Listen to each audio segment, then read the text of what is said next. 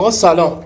مهمترین نکته آموزش تو هر سازی درست اجرا کردن ضربات اون سازه. چرا؟ چون زمانی که این کارو درست اجرا بدی یه صدای خوب میتونی از ساز بگیری، خوب و دلنشین، و در نهایت یه اجرای مطلوب به مخاطب ارائه میدی.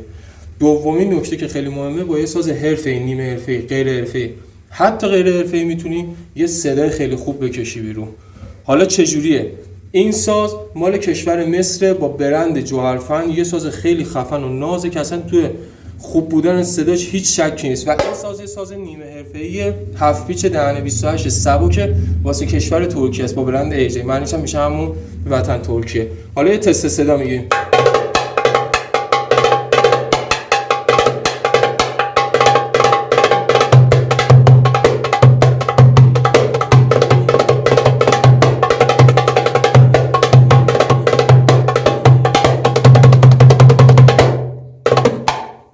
هم بیسشو گرفتم، هم بم و زیرشو، میوتشو. حالا با این ساز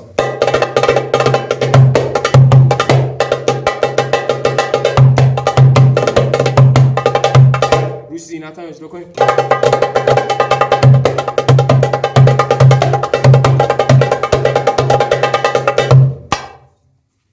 نوازنده خوب نوازنده‌ایه که بتونه از ساز حرفه‌ای، نیمه حرفه‌ای، غیر حرفه‌ای یه صدای مطلوبه. چون بعضی وقتا شرایط طوریه که شما ساز خوب دم دستت نیست. نظر شما چیه؟